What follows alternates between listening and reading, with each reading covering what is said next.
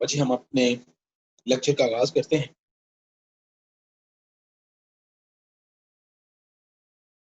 आज हेनफ्री साथ नहीं है, तो हो सकता है आवाज थोड़ी सी आपको कम आए, तो काइंडली आपसे रिक्वेस्ट है कि जरा इसको गौर से सुनिएगा और आपके जो क्वेश्चन है वो इंशाल्लाह आप रिटन फॉर्म में मुझे बाद में भेज दीजिएगा।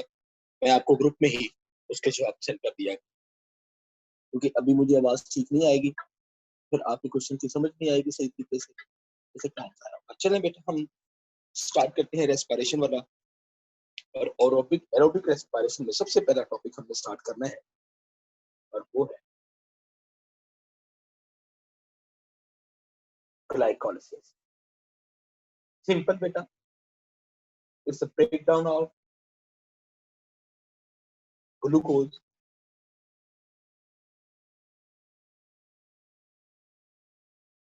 Into pyruvate.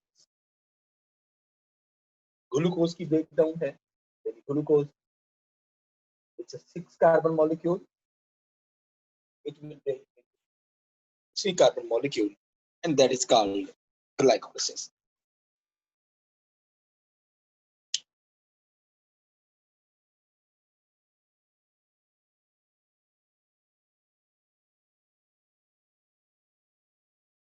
Always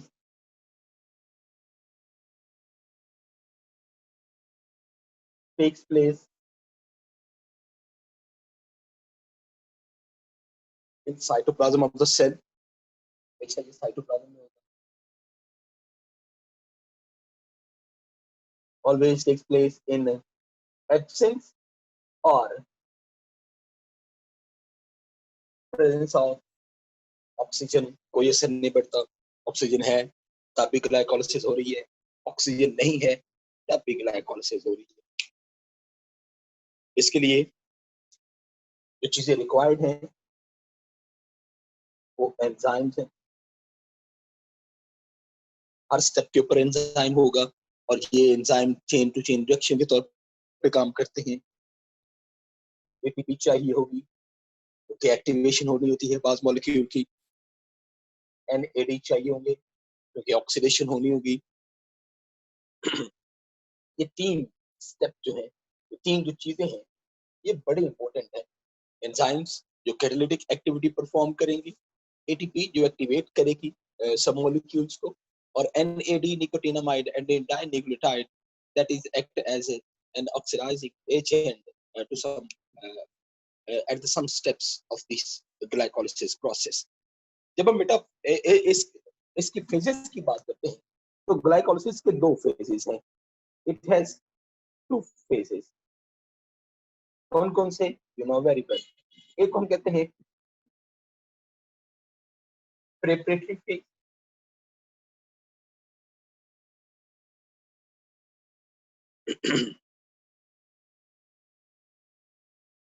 इसमें होता क्या है, glucose is converted into G3P, ये पूरा नाम मैं लिख रहा हूँ, ग्लिसरॉल्डिहाइड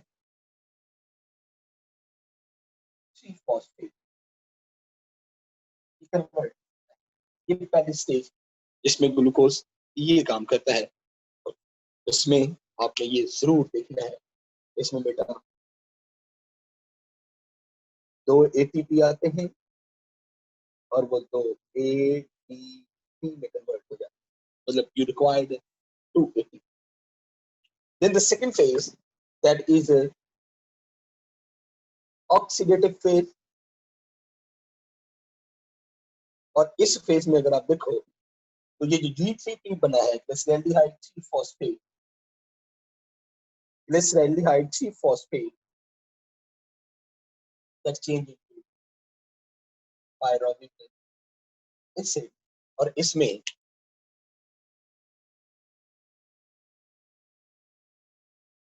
दो एटीपी आते हैं, 2 एटीपी में, और साथ ही 2 एनएडी आते हैं और वो 2 एनएडीएच में कन्वर्ट हो जाते हैं। मतलब ऑक्सीडेशन भी साथ साथ हो रही होती है। तो ये स्टेप एक जनरल लिखे, हालांकि 2 एटीपी यहाँ पे भी खर्च हो रहे होते हैं। नहीं सॉरी, ये 4 एटीपी आते हैं, 4 एडीपी और 4 इक्वेशन इसकी दुरुस्त है। अब हम इसको स्टेप वाइज वहां पे करते हैं। आप इसकी प्लीज स्क्रीनशॉट ले लें। 2 फेजेस हैं, एक प्रेपरेटरी फेज होता है, एक ऑक्सीडेटिव फेज होता है। G3P इसमें ग्लूकोज G3P में कन्वर्ट होता है, यानी 3 कार्बन कंपाउंड में इसमें 2 एटीपी आते हैं, वो 2 एडीपी में कन्वर्ट होते हैं। ऑक्सीडेटिव फेज में G3P convert into pyruvic acid, और यही हमारी रिक्वायरमेंट है। At the end product 4 ADP आएंगे, वो 4 एटीपी में कन्वर्ट हो जाएंगे, 2 एनएडी आएंगे, वो 2 एनएडीएच में कन्वर्ट हो जाएंगे, यानी ऑक्सीडेटिव फेज। हम इसीलिए कह रहे हैं कि ये उसकी ऑक्सीडेशन कर रहे हैं। अब इसका स्क्रीनशॉट ले लें ताकि हम इसको फॉरवर्ड जल्दी से।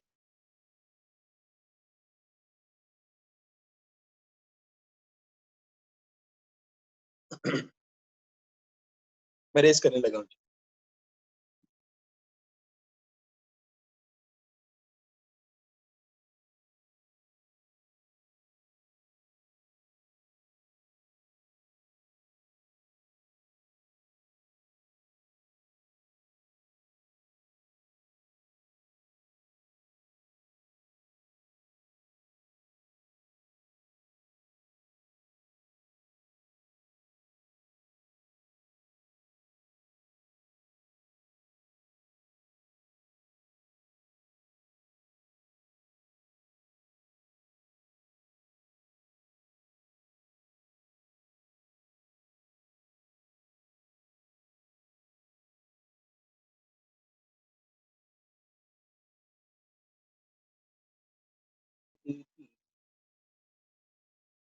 एटीपी में कन्वर्ट हो गया,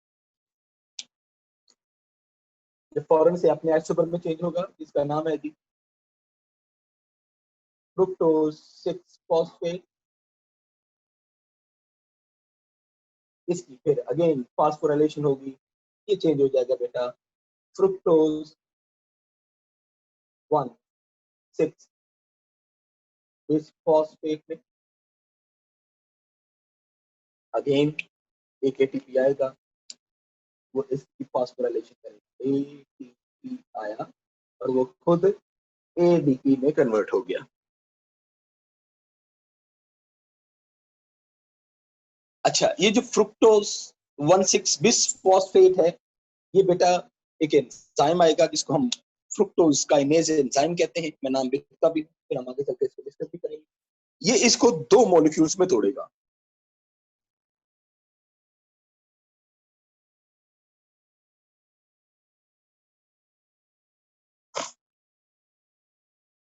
एक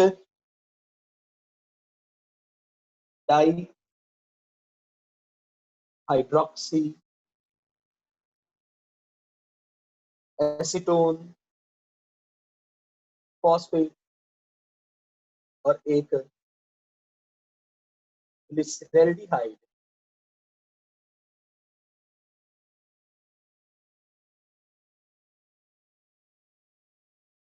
ग्लिसरैल्डिहाइड 3 फॉस्फेट। ये बेटा आपने याद रखना है।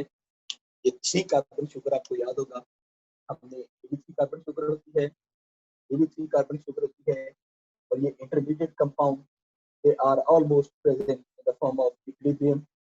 ये हमेशा एक दूसरे के साथ चेंजेबल होते रहते हैं। डाईहाइड्रोक्सी एसीटोन कीटोन शुगर होती है। ग्लिसरैल्डिहाइड ये आपको पता है बेटा, ये एल्डिहाइड शुगर होती है, जो हमने चैप्टर नंबर 2 में बायोकेमिस्ट्री वाले में हमने किया था, जब हम मोनोसेकेराइड की एग्जांपल्स कर रहे थे। अच्छा, अब हम कलेक्टिवली इन दोनों को साथ लेके चलेंगे। तो बेटा आपने देखना है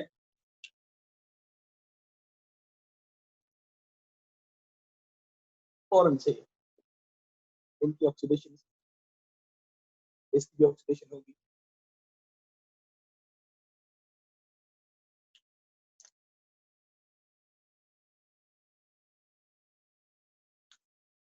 एनएडी आएगा, एनएडीएच में कन्वर्ट होगा, एनएडी आएगा, एनएडीएच में कन्वर्ट। लेकिन एक चीज आपने याद रखनी है बेटा, इसमें एक इनऑर्गेनिक फॉस्फेट भी ऐड होगा, इसमें एक इनऑर्गेनिक फॉस्फेट भी है, वो भी ऐड होगा, और ये बेटा दोनों चेंज हो जाएंगे। 1 3 इस फॉस्फो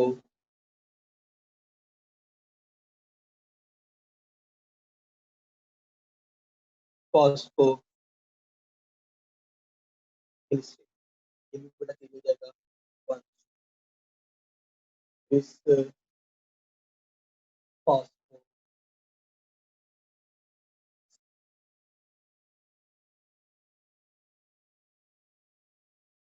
यहाँ पे विश्व फॉस्फोग्लिसरेट का जिक्र आ जाए, फिर बेटा वो आगे चलकर डीफॉस्फोरिलेशन होगी। इस डीफॉस्फोरिलेशन में जरा देखिएगा, एक ADP आएगा, that will change into ATP, again this will come, एक ADP आएगा और वो ATP में कन्वर्ट हो जाएगा। ये बेटा दोनों कंपाउंड कन्वर्ट हो जाएंगे 3 फॉस्फो फॉस्फो, ये भी बेटा चेंज हो जाएगा 3 फॉस्फो।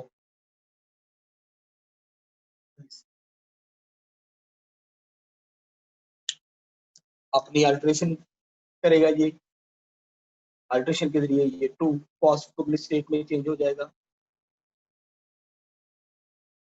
अगर ये बेटा इसका फॉस्फेट 2 से उठ के तीसरे से उठ के दूसरे कार्बन पे ना आए तो आगे डिहाइड्रेशन कंडीशन नहीं होगी, यानी वाटर बाहर नहीं निकलेगा। तो फॉस्फो इससे नेक्स्ट स्टेप जरा देखिएगा बेटा, गौर करने वाला है। इसमें से एक वाटर मॉलिक्यूल निकलेगा, ये कन्वर्ट हो जाएगा 2 फॉस्फो इनोल पायरुवेट, ये भी बेटा फॉरन से 2 फॉस्फो इनोल पायरुवेट। तब जब इसमें से एक वाटर मॉलिक्यूल बाहर, तो वही बता रहा था बेटा कि अगर इसकी डिहाइड्रेशन होती है, अगर ये 3 फॉस्फेट अगर 2 फॉस्फेट में कन्वर्ट ना हो, मतलब कार्बन नंबर 3 से फॉस्फेट उठ के कार्बन नंबर 2 पे ना आए, तो इसकी जो डिहाइड्रेशन की कंडीशन होती है वो पूरी नहीं, इसमें से वाटर मॉलिक्यूल बाहर नहीं निकल सकता। ठीक हो गया जी। ये जो 2 फॉस्फोइनोल पायरुवेट हैं, ये दोनों साइडों पे they convert into pyruvate, here it also convert into pyruvate. इसका मतलब ये हो गया बेटा, इसको हम पायरुविक एसिड भी कहते हैं। तो मतलब ये हो गया, इसके अंदर जो फॉस्फेट है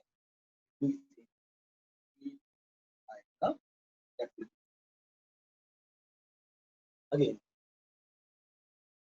ADP आएंगे। अब इसमें अगर आप देखें,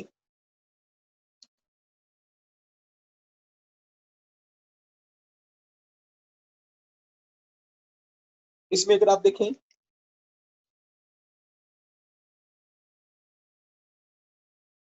मैं इसको फिर रिपीट करने लगा हूं, आप जरा देख लीजिएगा इसको। ग्लूकोज पहले स्टेप में phosphorylation of glucose, glucose 6 phosphate, इसकी रीअरेंजमेंट होती है fructose 6 phosphate, again phosphorylation of fructose 6 phosphate at step number 4, fructose 1,6 bis phosphate। इसकी अब फ्रुक्टोज काइनेज होगी, फ्रुक्टोज काइनेज एंजाइम आएगा जो कि फ्रुक्टोज को ब्रेक करेगा। ये चूंकि 6 कार्बन मॉलिक्यूल है, ये 3 कार्बन के 2 मॉलिक्यूल में टूटेगा, एक को हम डाइहाइड्रोक्सी एसीटोन कहते हैं और एक फॉस्फेट कहते हैं, और एक को हम ग्लिसरॉल्डिहाइड फॉस्फेट का नाम देते हैं। अच्छा, ये दोनों इंटरमीडिएट कंपाउंड्स हैं, दोनों एक दूसरे के साथ एक्सचेंज होते रहते हैं। मैंने कहा बेटा यहाँ से यहाँ तक, यहाँ से लेकर यहाँ तक, ये जो स्टेप है हम इसको कहते हैं कि ये इसके जो पहला हमने स्टेप लिखा था प्रिपरेटरी फेज है, जिसमें ग्लूकोज 2 कार्बन 2 मॉलिक्यूल्स में टूट गया, जिसको 2 मॉलिक्यूल्स ऑफ 3 कार्बन कंपाउंड डाइहाइड्रोक्सीएसीटोन में ग्लिसरॉल्डिहाइड ट्रीफॉस्फेट। अच्छा, अब जब आप बेटा बात करेंगे तो यहां से लेकर यहां तक ये जो फेज है हम इसको कहते हैं इट इज ऑक्सीडेटिव फेज। इसको हम पे ऑफ फेज भी कहते हैं। पे ऑफ फेज क्यों कहते हैं मैं अभी आपको बताता हूँ। चलिए हम ग्लाइकोलिसिस में जमा खर्च का अंदाजा करते हैं। अच्छा, चीजें जो लगी हैं इनमें एक एटीपी, 2 एटीपी, एक 2 एनएडी, आप कह सकते हैं 2 एटीपी खर्च हुए हैं, 2 एनएडी खर्च हुए हैं। अच्छा, लेकिन जो उसने आपको दिया पे ऑफ क्या है, मतलब यहाँ पे मैं लिख रहा हूँ एंड प्रोडक्ट्स कौन सी है। तो आप बेटा एंड प्रोडक्ट्स का जरा अंदाजा लगाइएगा कि आपको एंड प्रोडक्ट कौन सी मिल रही है। NADH 1, NADH 2, 1 ATP, 2 ATP, 3 ATP, 4 ATP, 2 NADH, 4 ATP, एक वाटर मॉलिक्यूल, दूसरा वाटर मॉलिक्यूल, 2 वाटर। ये इसकी एंड प्रोडक्ट्स हैं जब आप इसको देखते हैं ग्लाइकोलाइसिस प्रोसेस को। अच्छा, इसमें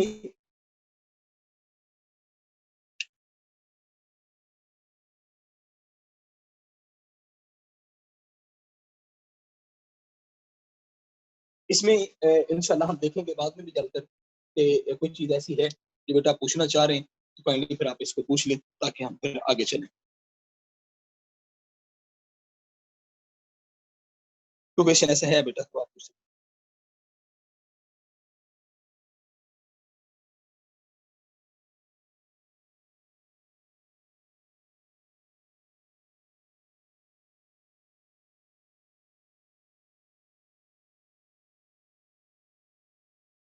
अब इसका स्क्रीनशॉट ले लें, मैं फिर आगे करने लगा।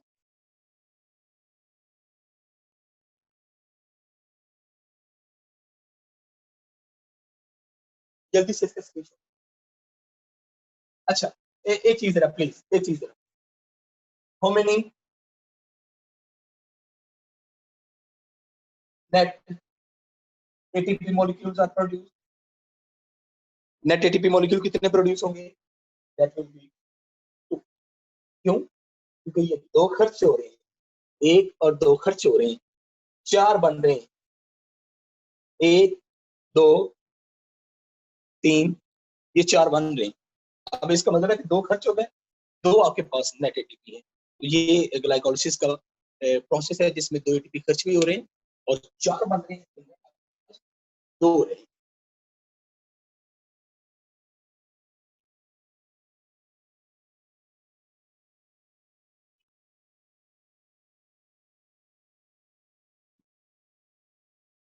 चलिए जी, इसके बाद आता है बेटा step number 2, that is oxidation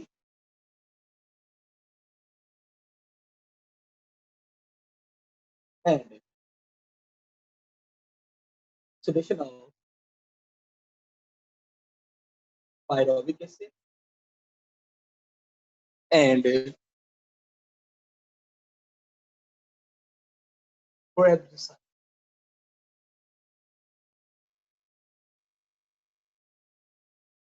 ये दोनों चीजें हम इकट्ठी करेंगे, आप इसको देखिएगा।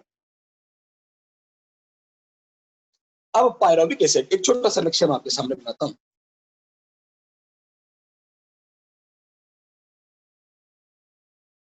ये साइटोप्लाज्म है, इसके अंदर ये माइटोकॉन्ड्रिया। यहाँ पे glucose will convert into pyruvic acid, C carbon molecule. अब बेटा इसमें माइटोकॉन्ड्रिया में जाना,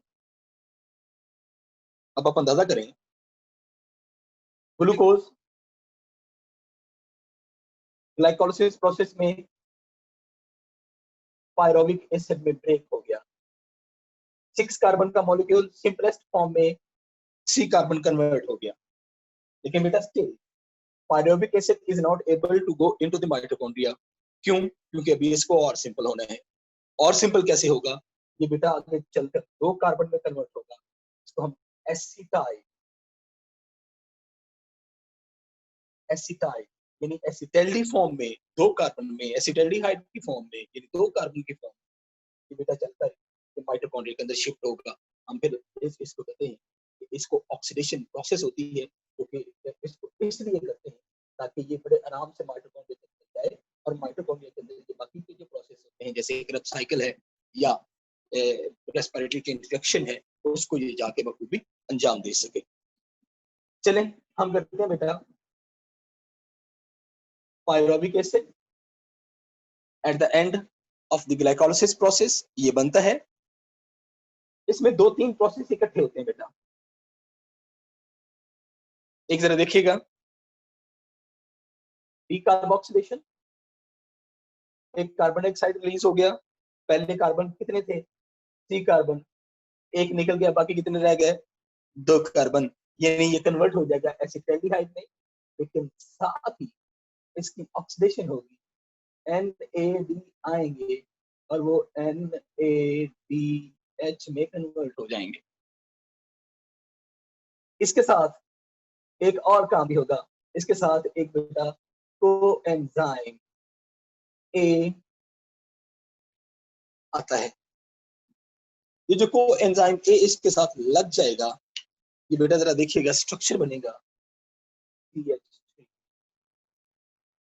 C double bond O S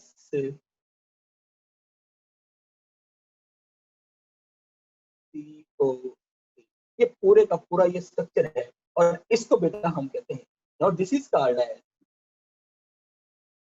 acetyl coenzyme A। ये 2 कार्बन का है, क्योंकि एक कार्बन डाइऑक्साइड के फॉर्म में कार्बन निकल गया, अब ये 2 कार्बन का है। Now it is ready to enter into the mitochondria. अब ये जो एसिटाइलडिहाइड है, ये एसिटाइल कोएंजाइम है, now it is ready to enter into the mitochondria. फिर ये बेटा माइटोकॉन्ड्रिया में एंटर होगा, माइटोकॉन्ड्रिया में जाके फिर ये अपने प्रोसेस को स्टार्ट करता है। अच्छा, कैसे स्टार्ट करेगा जरा देखिए।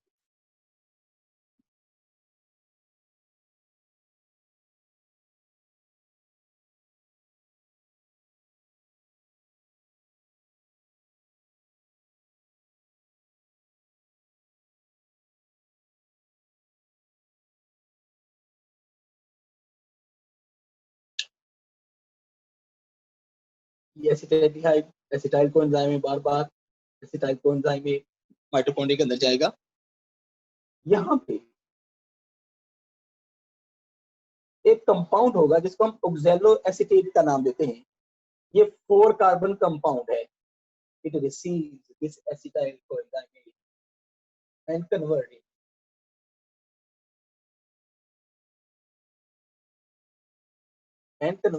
to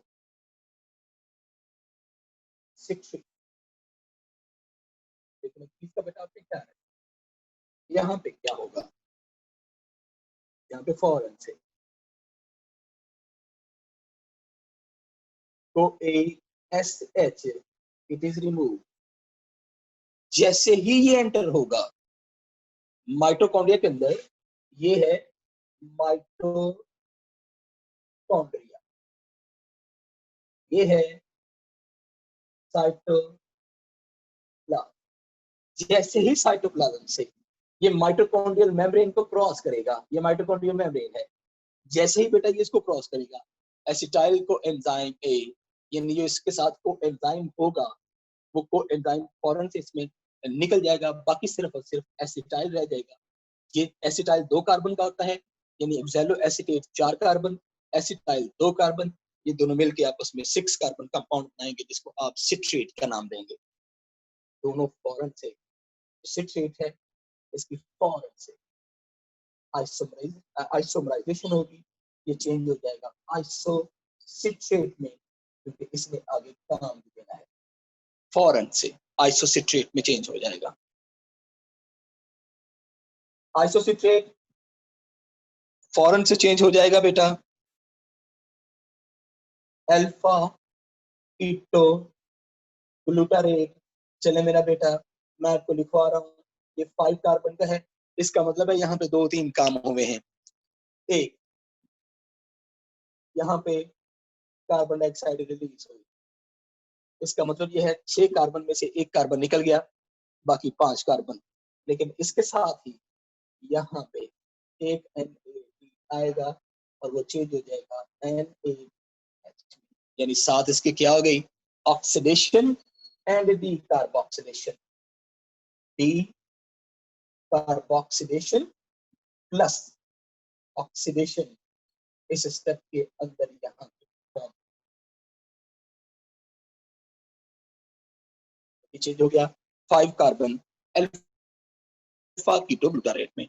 ये जो अल्फा कीटो ग्लूटारेट है बेटा, इसमें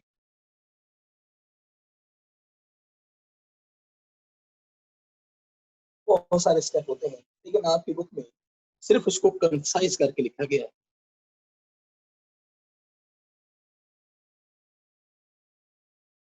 और ये चेंज हो जाता है सक्सिनेट अगेन 4 कार्बन। अच्छा, लेकिन इसमें अगेन मैं आपको बता दूं, इसमें एक कार्बन डाइऑक्साइड बाहर निकल गई, इसकी फिर ऑक्सीडेशन होगी और NAD आएगा तो NaH में कन्वर्ट हो जाए। अगेन यहाँ पे वही स्टेप, एक डी कार्बोक्सिलेशन प्लस इसके अंदर एक प्रोसेस होगा जिसका ऑक्सीडेशन। अच्छा, डी कार्बोक्सिलेशन 5 कार्बन की हुई, एक कार्बन निकल गया, बाकी 4 रह गया। लेकिन एक चीज मैं आपको बताऊं बेटा, यहाँ पे इतनी एनर्जी खर्च होगी कि वो एक GDP मॉलिक्यूल को, ग्वेनोसिन डाइफॉस्फेट को ग्वेनोसिन ट्राइफॉस्फेट में कन्वर्ट कर देगा। ये इमीडिएटली ये अनस्टेबल होता है, that change immediately into GDP। अच्छा, लेकिन जब GDP में टूटेगा तो इतनी एनर्जी आ सकती है कि वो एक ADP को एक ATP में कन्वर्ट कर देता है। मतलब मैं आपको बताता हूँ कि यहाँ पे GDP ही क्यों है, वो डायरेक्टली GTP ATP क्यों नहीं बना। मैं फिर रिपीट कर रहा हूँ, जैसे बेटा ये अल्फा कीटो ग्लूटारेट, इसका मैकेनिज्म चलेगा, इसका मेटाबॉलिज्म होगा, तो मेटाबॉलिज्म में डी कार्बोक्सिलेशन होगी, 4 कार्बन का सक्सिनेट बनेगा, इसकी बेटा ऑक्सीडेशन होगी, NAD से NADH बनेगा। जैसे ये पुत्र बनता है, GDP में कन्वर्ट हो जाता है। ये इतनी ज्यादा एनर्जी होती है, ये अनस्टेबल होता है, ये फौरन से ब्रेक होकर GDP में कन्वर्ट हो जाएगा। ये इतनी बेटा एनर्जी मिलती है कि एक ADP एक ATP में कन्वर्ट हो सकता है। और ये जो एनर्जी होती है, ये बेटा हमारे साइकिल में माइटोकॉन्ड्रिया में पैदा हो जाती है। बात हो रही है सक्सिनेट की। सक्सिनेट फौरन से बेटा अपने नेक्स्ट कंपाउंड में चेंज होगा, जिसका नाम है फ्यूमारेट। लेकिन यहाँ पे बेटा इसकी ऑक्सीडेशन होगी, और जो इसकी ऑक्सीडेशन होती है दैट विल बी एक FAD आएगा और वो FADH2 में कन्वर्ट हो जाएंगे। मतलब यहाँ पे निकोटिनामाइड एडेनिन डाइन्यूक्लियोटाइड नहीं आएगा बेटा, यहाँ पे फ्लेवन एडेनिन डाइन्यूक्लियोटाइड आएगा। अच्छा, ये फ्यूमरेट में कन्वर्ट हो गया। फ्यूमरेट आगे चल के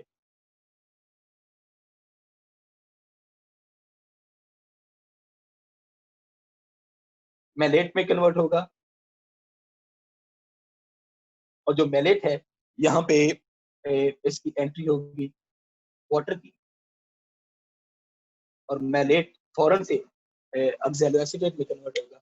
लेकिन यहाँ पे बेटा फिर इसकी ऑक्सीडेशन होती है, और इसकी ऑक्सीडेशन में NAD आएगा और यहाँ पे NaH बनेगा। तो ये ऑक्सैलोएसीटेट में, और जो ऑक्सैलोएसीटेट है again it is ready to attach with another acetyl coenzyme A। ये फिर कोएंजाइम A को रिलीज करेंगे, ये 6 कार्बन सिट्रेट में कन्वर्ट हो जाएंगे। 6 कार्बन सिट्रेट अपने आइसोमर आइसोसिट्रेट में कन्वर्ट हो जाएगा। आइसोसिट्रेट की ऑक्सीडेशन डी कार्बोक्सिलेशन से alpha keto glutarate, alpha keto glutarate की डी कार्बोक्सिलेशन ऑक्सीडेशन से सक्सिनेट, लेकिन यहाँ पे जीडीपी जीटीपी में कन्वर्ट हो जाएगा, और ये अनस्टेबल होता है, जीटीपी फॉरेन जीडीपी में कन्वर्ट होगा, लेकिन इसकी जो एनर्जी है वो एक एडीपी को एटीपी में कन्वर्ट करेगी। सक्सिनेट की अगेन ऑक्सीडेशन होगी, लेकिन यहाँ पे ऑक्सीडाइजिंग एजेंट एफएडी होगा, ये इसको एफएडीएच से फ्यूमरेट में कन्वर्ट करेगा। फ्यूमरेट जो होता है उसकी हाइड्रेशन होगी, वो मैलेट बन जाएगा, ये भी 4 कार्बन का मॉलिक्यूल है, और जो मैलेट है उसकी ऑक्सीडेशन होगी तो एसिटेट में कन्वर्ट हो जाएगा, ऑक्सीडाइजिंग एजेंट NAD से NADH, ये भी 4 कार्बन का है, ये भी 4 कार्बन का है। ठीक हो गया जी। तो ये बेटा आपके सामने एक क्रेब्स साइकिल मैंने ड्रॉ किया। ये जो क्रेब्स साइकिल है इसमें जो एंड प्रोडक्ट आपके लिए बनते हैं, जरा देखिएगा उस पर हम बात कर लेते हैं। एंड प्रोडक्ट्स कौन से हैं? जो एंड प्रोडक्ट्स बेटा बनते हैं क्रेब्स साइकिल में, पहले कार्बन डाइऑक्साइड 1 2, तो कार्बन डाइऑक्साइड आती है। अच्छा, how many NADH? 1 2 NADH 3 NADH 3 NADH। अच्छा, how many FADH2 are form? 1 FADH। ये बेटा आपके सामने इसकी एंड प्रोडक्ट्स हैं। इसमें 2 कार्बन डाइऑक्साइड बनते हैं, सॉरी 1 ATP, ये एक ATP भी बनता है इसमें, एक ATP बन गया, 3 NADH बन गया, और एक FADH। 2 कार्बन डाइऑक्साइड के मॉलिक्यूल जो है वो क्रेब्स साइकिल के दौरान रिलीज होते हैं। सर इसमें जीटीपी और जीटीपी का क्या रोल है, एक बार फिर बता दें। ये जो GTP होता है इट इज अवेलेबल इजीली। ये ग्वेनोसिन है, ये भी एक न्यूक्लियोटाइड जिस तरह का ATP है, लेकिन ये क्रेब्स साइकिल के साथ एसोसिएटेड होता है, और ये GDP हमेशा GTP में कन्वर्ट होगा। जैसे ये इसमें कन्वर्ट होगा तो ये अनस्टेबिलिटी की वजह से फौरन ATP बना देता है, क्योंकि ये इसमें कन्वर्ट होगा ATP बन जाएगी। ये एनर्जी इसलिए इंस्टेंट अवेलेबल होती है। यहाँ पे ATP इनडायरेक्ट बनता है, डायरेक्ट नहीं बनता। ये क्रेब्स साइकिल का एक प्रिंसिपल है या असूल है। ठीक हो गया जी, हम फौरन से आगे चलते हैं। इसको आप स्क्रीनशॉट ले लें प्लीज।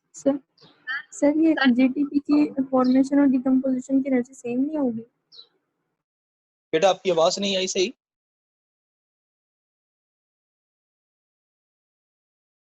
जीटीपी की फॉर्मेशन और डिकम्पोजिशन की एनर्जी सेम नहीं होगी यहाँ पे? अच्छा देखो, मैंने आपसे ये कहा कि ये जो अल्फा कीटोग्लूटारेट होता है ये सक्सिनेट में कन्वर्ट होगा, इसमें कई स्टेप होते हैं। अच्छा, यहाँ पे सक्सिनाइल कोएंजाइम ए आता है, वो सक्सिनाइल कोएंजाइम ए बनता है, वो सक्सिनाइल बनता है, वो सक्सिनेट बनता है। मैंने आपसे कहा कि आपकी बुक में नहीं है, लिटरेचर के अंदर ये स्टेप मिलते हैं। तो ये एक स्टेप सिंपल नहीं होता, ये बड़े स्टेप होते हैं, इसमें 5-6 स्टेप होते हैं। इसमें पहले वो सक्सिनाइल, फिर सक्सिनाइल कोएंजाइम ए, फिर सक्सिनाइल, फिर सक्सिनेट में कन्वर्ट होता है।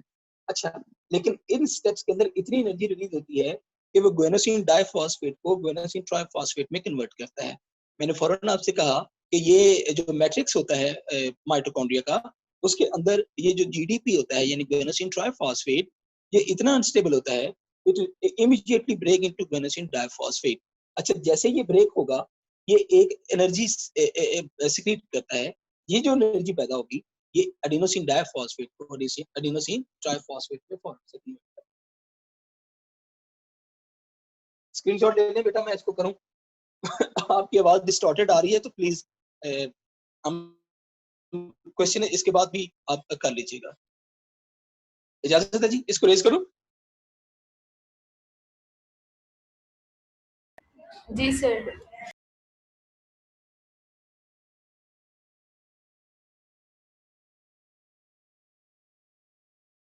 चलो मेरा बच्चा, the third and the last step of mechanism of respiration, aerobic respiration, and that is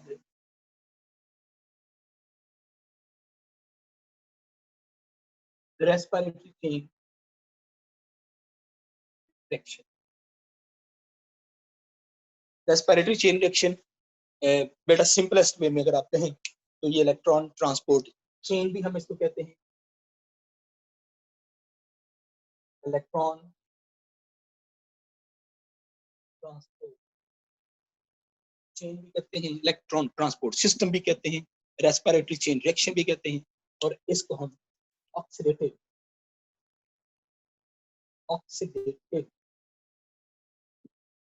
phosphorylation भी कहते हैं। ऑक्सीडेटिव फॉस्फोराइलेशन हम देखते हैं भी कैसे, चलें इसका सीक्वेंस देखते हैं।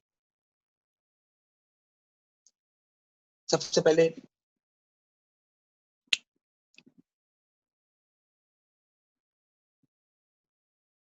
कोएंजाइम क्यू,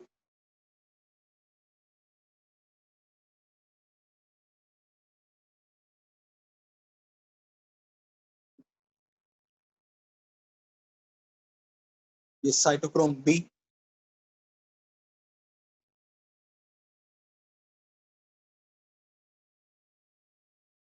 एनर्जी मिलेगी साइटोक्रोम सी को,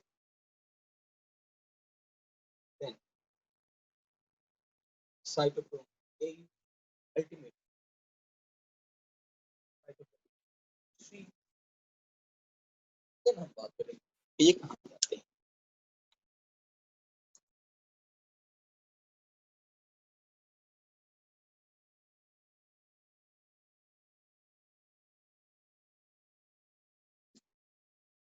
एक NADH आता है, कि बेटा फौरन से ब्रेक होके आप इसको क्यों, ये फौरन से ब्रेक होके NAD में कन्वर्ट हो जाएगा, लेकिन यहाँ पे इतनी एनर्जी बेटा ये रिलीज करेगा कि ये फौरन से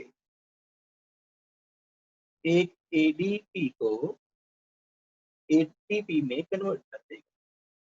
अब यहाँ पे केमिकल को ये मिलेगा NADH से, जब NAD निकलेगा ये 2 इलेक्ट्रॉन प्लस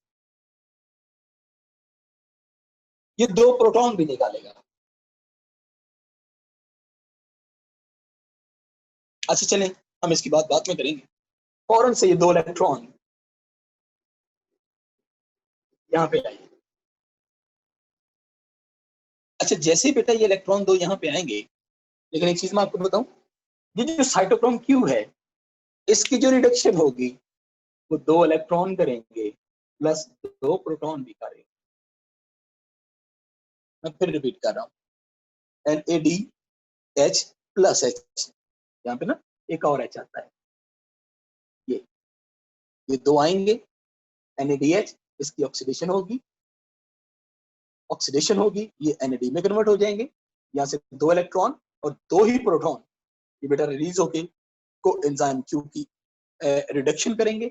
इसकी रिडक्शन के बाद ये दोनों साइमल्टेनियसली दोनों साइटोक्रोम बी में जाते हैं, लेकिन बेटा साइटोक्रोम बी सिर्फ इलेक्ट्रॉन को एक्सेप्ट करेगा। यहाँ से जो 2 प्रोटॉन होते हैं they leave out this electron transport chain, ये जो 2 प्रोटॉन है ये बाहर निकल आएंगे, ये दो इलेक्ट्रॉन साइटोक्रोम बी को आगे रिड्यूस करेंगे, यहाँ से ये साइटोक्रोम सी को रिड्यूस करेंगे, लेकिन साइटोक्रोम बी और डी के दरमियान यहाँ पे फौरन से आके बेटा एक ADP को एक ATP में कन्वर्ट करते हैं।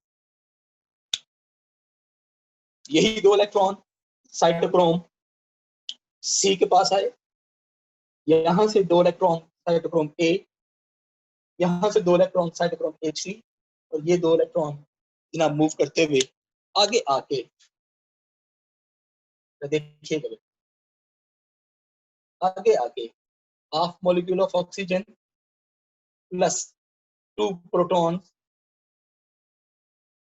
और ये 2 इलेक्ट्रॉन मिलके H2O बनाते हैं। लेकिन ये बेटा इतनी एनर्जेटिक प्रोसेस होता है कि इसके नतीजे में भी एक ADP ATP आपको बेटा बताऊं ये ऐसे है।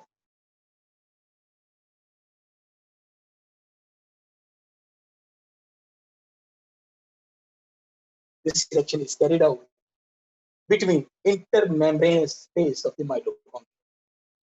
ये प्रोटॉन यहाँ आते हैं। मैं फिर रिपीट करता हूँ, आप जरा बात को गौर से सुनिएगा। इन रेस्पिरेटरी चेन रिएक्शन, जब ये रिएक्शन हो रहा है, एक NADH आता है, NAD में कन्वर्ट होता है, दो प्रोटॉन दो इलेक्ट्रॉन इसके नतीजे में बनते हैं। ये दोनों इलेक्ट्रॉन दोनों प्रोटॉन दोनों मिलके कोएंजाइम Q की रिडक्शन करेंगे। जब ये दोनों रिडक्शन करते हैं, लेकिन यहाँ से ये जब दोनों चीजें साइटोक्रोम बी में जाती हैं, तो साइटोक्रोम बी सिर्फ एक्सेप्ट करता है इलेक्ट्रॉन को। Cytochrome B is only the electron acceptor protein, proton को बिल्कुल एक्सेप्ट नहीं करेगी। अच्छा, फिर एज अ रिजल्ट ये दो प्रोटॉन होते हैं ये मैट्रिक्स में आ जाते हैं, इस इलेक्ट्रॉन को लीव करते हैं, यहाँ से ये होते हुए इंटरमेम्ब्रेनस स्पेस में आते हैं। मैं आपको बताता हूँ कैसे। अच्छा, साइटोक्रोम बी से ये इलेक्ट्रॉन मूव करते हुए साइटोक्रोम सी में आएंगे, यहाँ पे भी एक एटीपी बनेगी। साइटोक्रोम सी से ए, साइटोक्रोम ए से A3, साइटोक्रोम A3 से ये इलेक्ट्रॉन होते हुए इंटरमेम्ब्रेनस स्पेस में आएंगे। लेकिन जैसे ही दे विल लीव आउट, ये एक इतनी एनर्जी बनाते हैं कि एक एडीपी को एटीपी में कन्वर्ट करते हैं। दो proton, half molecule of oxygen, एक वाटर मॉलिक्यूल बनेगा। ये प्रोटॉन कहाँ से आए? ये यही वाले तो प्रोटॉन हैं। अच्छा, अब जरा देखना, बार बार NADH ब्रेक हो रहा है, बार बार दो प्रोटॉन बन रहे हैं। इसका मतलब है बार बार यहाँ पे हाइड्रोजन की मिकदार बढ़ रही है। Hydrogen ion concentration increase the pH, अच्छा डिक्रीज द पीएच, पीएच आस्ता आस्ता एसिडिक होती जाएगी। Then hydrogen will move out from area of high concentration to area of low concentration. यहाँ पे भी आके एटीपी बनती है। हम इसी को तो कहते हैं केमियोस्मोसिस प्रोसेस, है ना। ये केमियोस्मोसिस प्रोसेस होता है। और जो ऑक्सीडेटिव फास्फोरिलेशन होती है या फोटोफॉस्फोरिलेशन होती है, उसमें जो एटीपी बनती है, that is only the process of chemiosmosis. बात समझ आ गई? यहाँ पे बेटा ऐसे करता है। लेकिन ये मैंने आपको बताया NADH कितने एटीपी बनाता है? 1 2 3 एटीपी, है ना। लेकिन जरा देखिएगा, एक मॉलिक्यूल हमने और भी किया हुआ है, और वो कौन सा मॉलिक्यूल है? That is FADH2।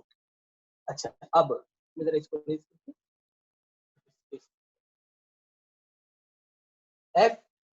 FADH2 will change into FAD। अच्छा, जब ये FAD में कन्वर्ट होगा, ये फौरन से बेटा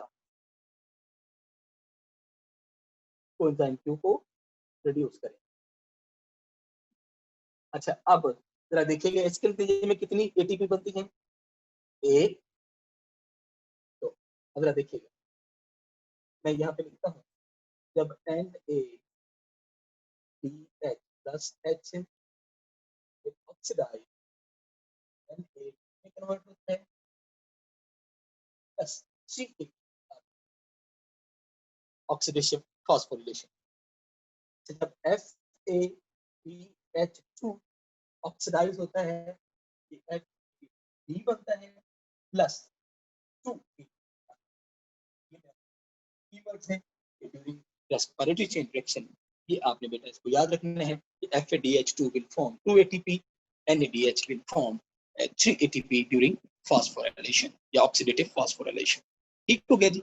इसमें कोई क्वेश्चन है तो आप पूछ लें, आदत पड़ी हुई है, वरना आपकी आवाज जो होती है वो डिस्टॉर्टेड आती है। हाँ जी, पूछ लें, आप पूछने लगी। हाइड्रोजन आयंस का क्या फंक्शन है? हाइड्रोजन आयंस का और एनर्जी को एक्सप्लेन करते हैं कि एनर्जी साइटोक्रोम CA की एनर्जी का क्या है फंक्शन वगैरह।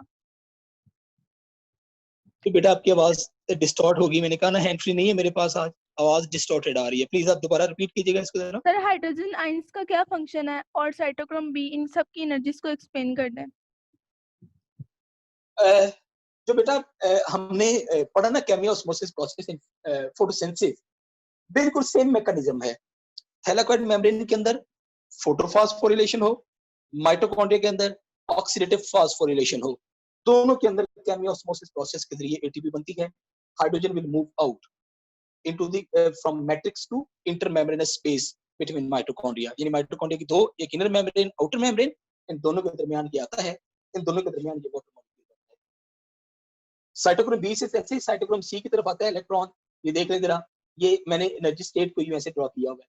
ये जैसे लोअर एनर्जी स्टेट में इलेक्ट्रॉन आते हैं, आपको पता है, when electron move from higher energy state to low energy state, ATP energy secreted, वो जो एनर्जी एक्सक्रीट करेंगे वो एडीपी को एटीपी में कन्वर्ट करेंगे। अगेन ये चलते आ रहे हैं, जैसे ही डाउन होगा again from cytochrome A3 to intermembranous space energy release होगी, वो जो एनर्जी रिलीज होगी वो एडीपी को एटीपी में कन्वर्ट कर देंगे। ये साइटोक्रोम का रोल होता है, क्योंकि साइटोक्रोम आयरन कंटेनिंग प्रोटीन होती हैं और ये इलेक्ट्रॉन कैरी करती हैं।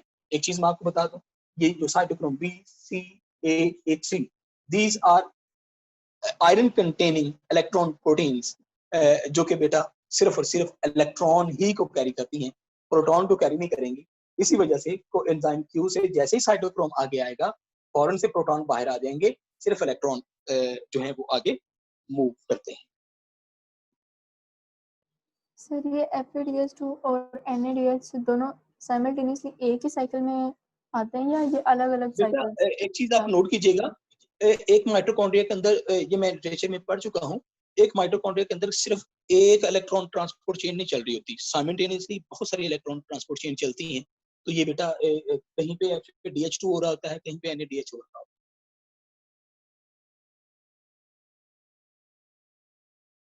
ठीक हो गया जी। चलें हम अपना लास्ट टॉपिक एक छोटा सा है। एक साइकिल में नेट एटीपीज कितने बनते हैं? मैं बेटा आपको वही आगे एनर्जी बजट ही बताने लगा हूं।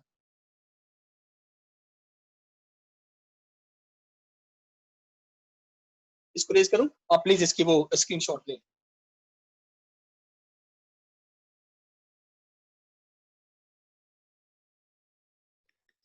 सर जी, जब NADH से NAD बनता है तो 3 ATP प्रोड्यूस होते हैं, तो क्या हम ये कह सकते हैं कि जब NAD से NADH बनता है तो 3 ATPs ही यूज हो जाते हैं?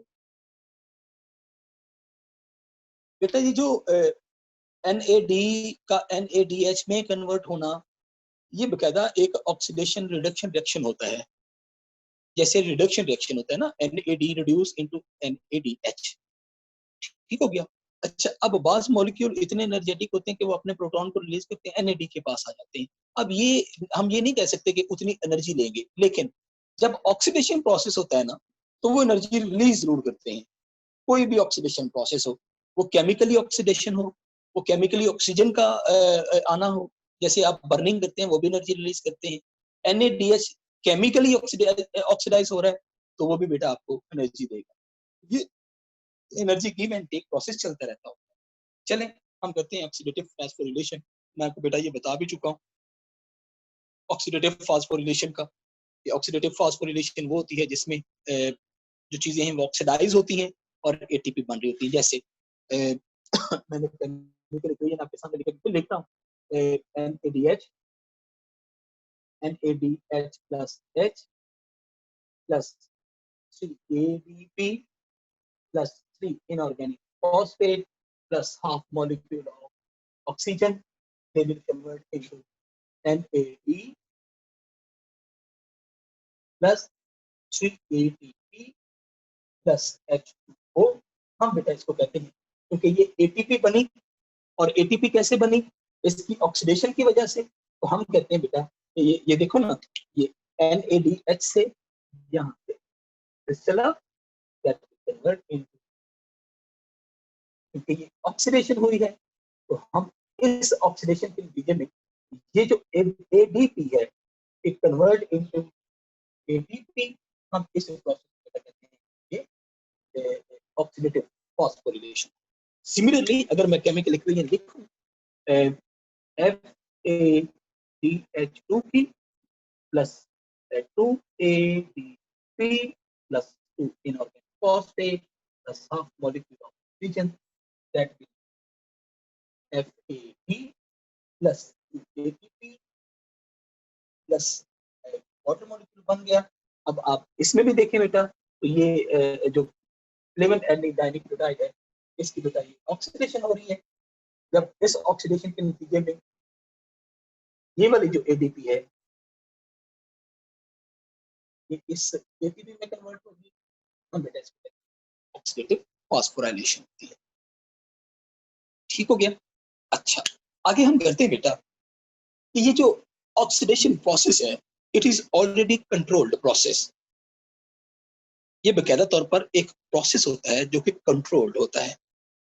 अच्छा, कैसे कंट्रोल होता है, कौन इसको कंट्रोल करता है? ये एक फीडबैक मैकेनिज्म के जरिए बेटा कंट्रोल होता है, मैं आपको बताता चलूं, लेकिन एक चीज मैं बना के डायग्राम बना के आपके सामने इसको एक्सप्लेन करता हूँ। सर आप इसको सर जो हमने वो रेस्पिरेटरी चेन पढ़ी है उसमें तो टोटल 3 एटीपीज बने हुए थे, लेकिन आपने ये जो 2 इक्वेशंस लिखी हैं इसके लिहाज से तो ऐसे लग रहा है जैसे 5 एटीपी।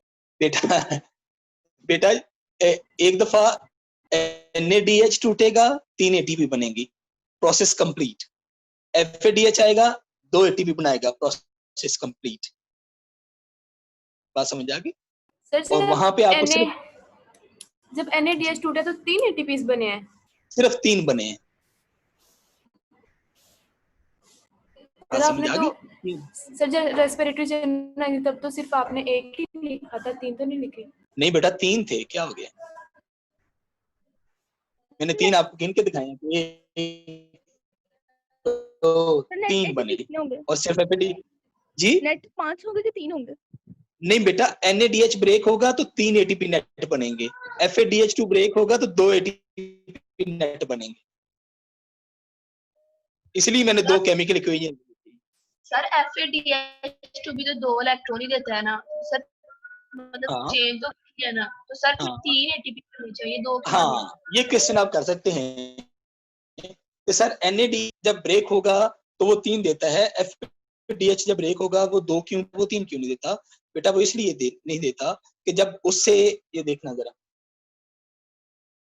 NADH जब भी NAD प्लस में चेंज होता है, इट विल रिलीज एक ADP को ATP में कन्वर्ट कर देता है, इतनी एनर्जी रिलीज करता है कि एक ADP ATP में कन्वर्ट हो जाता है। लेकिन जब FADH2 ब्रेक होता है, FAD में या ऑक्सीडाइज होता है, तो ये इतनी एनर्जी नहीं बनाता कि वो एक ADP को ATP में कन्वर्ट कर सके, ये प्रोसेस नहीं होता। फिर आगे नेक्स्ट में 2 बनती हैं, इस भी नेक्स्ट में 2 बन जाती हैं। नहीं, आप प्लीज डॉक्टर सवेरा इसको कंबाइन ना करिए, कंबाइन होती भाई, पहले ADH ब्रेक नहीं बनेगा, ये दोनों सर साइमल्टेनियस सर एक एक दफा नहीं बात होती जी।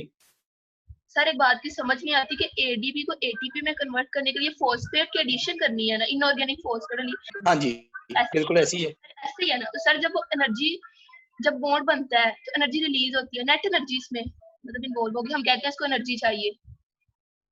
अच्छा आप ऐसा कीजिएगा, मैं भी थोड़ी देर तक हैंड फ्री मंगवा लूंगा, फिर हम इसका ना शाम को 15 मिनट के लिए एक सेशन मुजम्मिल साहब से रिक्वेस्ट करेंगे, वो शायद टूर पे निकले हुए हैं, उन्होंने परसों पे सेशन नहीं लगाया, आज वापस आ गए होंगे, उनसे कहेंगे कि हम 15-20 मिनट के लिए इस पे रखते हैं कि ये जो आप क्वेश्चन कर रहे हैं, अभी पास हैंड फ्री नहीं है तो वो चार्ज नहीं हो सकी, बंद है, तो आपकी आवाज डिस्टॉर्टेड फॉर्म में आ रही है मेरे पास, वरना ये इतना मसला है नहीं, मैं आपको समझा देता हूँ।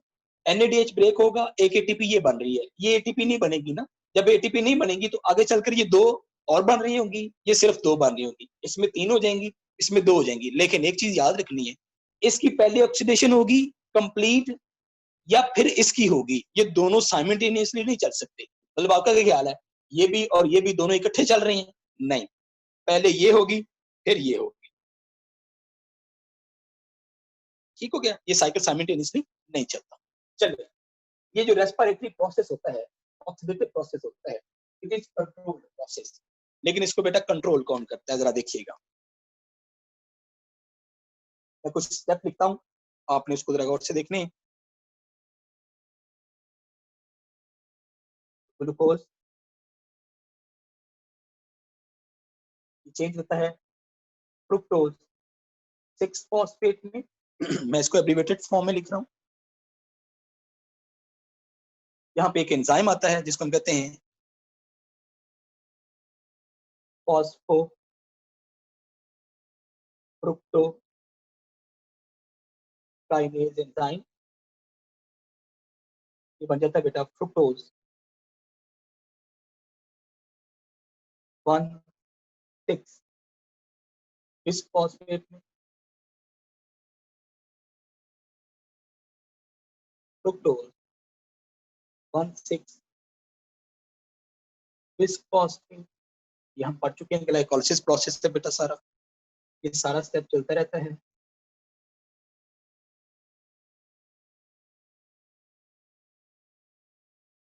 आगे चलकर बेटा ये पायरुवेट, ग्लाइकोलिसिस का पूरा स्टेप मैंने आपके सामने दिखा। ये हम इसको कवर करते हैं कि ये जनाबे अली मोहतरम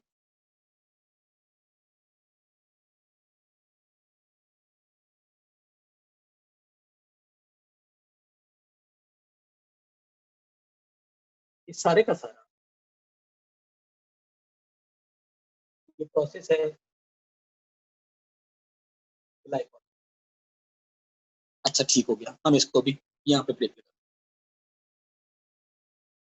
ये पायरुवेट आगे चलता है, इसकी ऑक्सीडेशन होती है और एसिटाइल और एंजाइम ए बनता है ऑक्सीडेशन प्रोसेस के अंदर, जिसमें हमने आगे चलकर बेटा हमने पढ़ा एक रेप साइकिल चलता है, फिर मुख्तलिफ केमिकल कंपाउंड बनते हैं, एसिटाइल एंजाइम इसमें चला जाता है और फिर आगे चलकर लास्ट स्टेप आता है जिसको हम कहते हैं ऑक्सीडेटिव फास्फोरिलेशन, यानी इलेक्ट्रॉन रेस्पिरेटरी चेन रिएक्शन, जो अभी हमने लास्ट में किया। ये चारों स्टेप हैं, 1 2 3 4। चारों के नतीजे में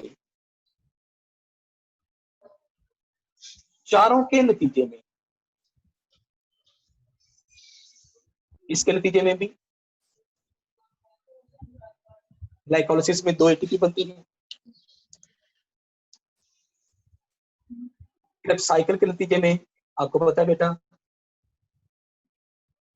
1 एटीपी बनती है, रेस्पिरेटरी में आपको पता है बेटा एटीपी बनती है। तीनों के नतीजे में एटीपी बनी, ठीक हो गया। अच्छा अब जरा देखिएगा, इसमें बेटा आपने पढ़ा 6 कार्बन कंपाउंड बनता है, इसका नाम क्या है? सिट्रेट। अच्छा अब ये सिट्रेट जाके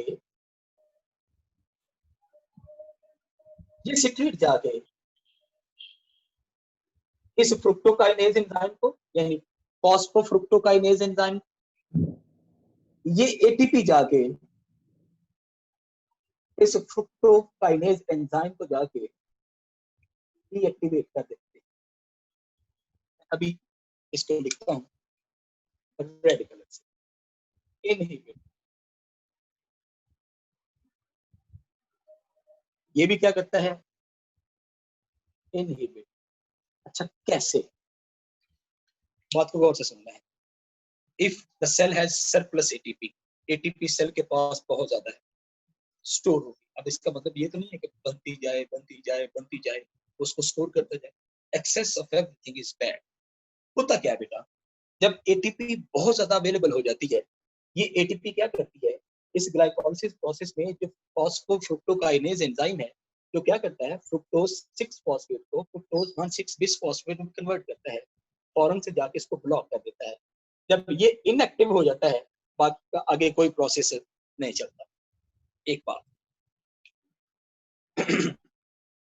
जब माइटोकॉन्ड्रिया के अंदर एक्सेस फॉर्म में सिट्रेट आ जाते हैं, एक्सेस फॉर्म में सिट्रेट बहुत ज्यादा हो जाते हैं, सिट्रेट फौरन जाते हैं, वो जाके इसी एंजाइम को इनहिबिट कर देते हैं।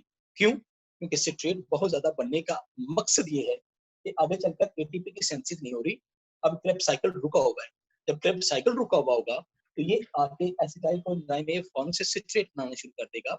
ये जो सिट्रेट की फॉर्मेशन होती है, इसका मतलब ये है कि क्रेब्स साइकिल आगे रुका हुआ है, नहीं जा रहा, सिट्रेट की अमाउंट हाई हो जाएगी। जब सिट्रेट की अमाउंट हाई हो जाती है, ये चलकर फिर इसी एंजाइम को जाके इनहिबिट करके सारे प्रोसेस को डीएक्टिवेट कर देता है। अच्छा बेटा, अगर सारे कुछ डीएक्टिवेट होता रहे तो फिर इसका स्विच ऑन कौन करेगा? How it is activated? तो बात गौर से सुनने वाली है। जब कभी सेल के अंदर एटीपी कम पड़ जाए, मतलब जब कभी सेल के अंदर एटीपी कम पड़ जाए, मतलब आपके सेल के अंदर अब AMP हो गई है, एडिनोसिन मोनोफॉस्फेट हो गई है, वो आगे क्या करेगी, वो इस एंजाइम को आगे एक्टिवेट कर देगी।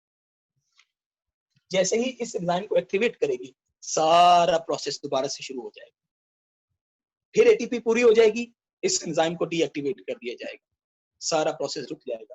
हम इसको कहते हैं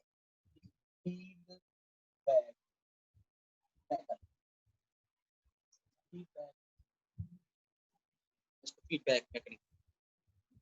गुड, आपने ये बेटा, इसका मतलब है ये फॉस्फोफ्रुक्टोकाइनेज एंजाइम बड़ा इंपॉर्टेंट है, जो कि बेटा कभी इनहिबिट हो रहा है, कभी एक्टिवेट हो रहा है, इनहिबिट हो रहा है, एक्टिवेट। इनहिबिट कब होगा? When ATP is surplus. Inhibit कब होगा? When the citrate concentration is high. दोनों केसेस में ये इनहिबिट होके बंद हो जाएगा, यानी ATP की सेंसेस बंद हो जाती है। लेकिन जब कभी ATP सेल के अंदर शॉर्ट पड़ जाए, मतलब AMP हो जाए या ADP हो जाए, तो फौरन से बेटा क्या होता है, फॉस्फोफ्रुक्टोकाइनेज एक्टिवेट होगा, ये प्रोसेस यहाँ से शुरू होगा, ATP बनना स्टार्ट होगा। ठीक हो गया जी? जी। लेकिन बुक पर तो ड्रॉ है कि सिट्रेट ये एक्टिवेट करता है। तो डीएक्टिवेट ही मैंने लिखा, इनहिबिट लिखा है ना, डीएक्टिवेट, इनहिबिट। सर एक्टिवेट लिखा हुआ है। नहीं बेटा, ये एक्टिवेट करता है, इसको आपकी बुक में लिखा है।